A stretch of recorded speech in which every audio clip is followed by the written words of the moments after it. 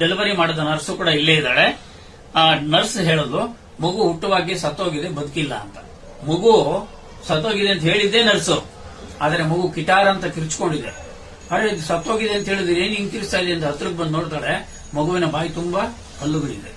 ಹಲ್ಲಿರೋದು ಎಲ್ಲಾದ್ರೂ ಹಾಳಾಗೋಗ್ಲಿ, ಆ ಮಗು ಕಿರ್ಚಾಟ ನಿಲ್ಸಿದ ತಕ್ಷಣ ಆ ನರ್ಸ್ ಕೇಳ್ತಾ ಇದೆ, ಅಪ್ಪ ಎಲ್ಲಿ, ಅಮ್ಮ ಎಲ್ಲಿ, ಮಾಮ ಎಲ್ಲಿ ಅಂತ. ನರ್ಸ್ ಅಳ್ಳಾಡೋಗ್ಬಿಟ್ಟಿದ್ದಾಳೆ, ಭಯ ಬಿದ್ದ್ಬಿಟ್ಟಿದ್ದಾಳೆ. ಆಸ್ಪತ್ರೆ ಕಿಟ್ಟ ಅಲ್ಲೇ ಬಿಸಾಕಿ ಎದ್ನೋ ಬಿದ್ನೋ ಅಂತ ಓಡ್ತಾ ಇದ್ಲಂತೆ.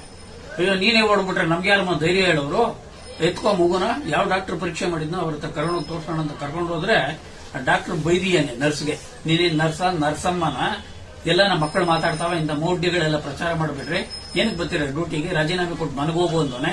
ರಾಜೀನಾಮೆ ಎಡಗೈಯಲ್ಲಿ ಬರೆದು ಬಿಸಾಕ್ಬಿಟ್ಟು ಹೋಗ್ತೀನಿ, ಮಗುನ್ ಮೊದಲು ಪರೀಕ್ಷೆ ಮಾಡ್ರಿ ಅಂತ ಡಾಕ್ಟರ್ಗೆ ಅವಳು ಧಮಕಿ ಹಾಕಿದಾಳೆ. ಏನ್ ಮಾತಾಡ್ತಾ ಇದ್ದೆ, ಕರ್ಕೊಂಬಾಯಿಲಿ ಅಂತ ಹತ್ರಕ್ಕೆ ಕರ್ಕೊಂಡು ಹೋದಾಗ ಅದೇ ಮಗು ಡಾಕ್ಟರ್ನ ಕೇಳ್ತಾ ಇದೆ, ಅಪ್ಪ ಎಲ್ಲಿ, ಅಮ್ಮ ಎಲ್ಲಿ, ಮಾಮ ಎಲ್ಲಿ ಅಂತಿದ್ದಂಗೆನೆ ಡಾಕ್ಟರ್ ಕುತ್ತಿಗೆ ತಗಲಾಕೊಂಡಿರೋ ಸ್ಟೆಥೋಸ್ಕೋಪು ಅಯ್ಯಪ್ಪ ಅಂತ ಅಳ್ಳಾಡ್ತಿತ್ತಂತೆ. ಅಂದ್ರೆ ಅಷ್ಟು ದಿಗ್ಭ್ರಮೆ ಮೂಡಿಸಿದ ಒಂದು ವಿಚಿತ್ರವಾದ ಸಂಗತಿ.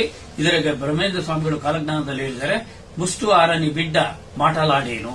ತಾಯಿಯ ಗರ್ಭದಿಂದ ಹುಟ್ಟಿ ಬರುವಾಗೆ ತಾಯಿಯ ಗರ್ಭದ ತೇವಾಂಶವನ್ನ ಬಳ್ಕೊಂಡು ಏನ್ ಹುಟ್ಟುತ್ತೋ ಆ ತೇವ ಆರೋದಕ್ಕೆ ಮುಂಚೆನೆ ಮಕ್ಕಳು ಮಾತಾಡ್ತವೆ ಅಂತ ಅವ್ರೇನ್ ಬರೆದಿದ್ರೋ ಅದು ನಡೆದಿದೆ. ಇದು ಕಾಲಜ್ಞಾನ.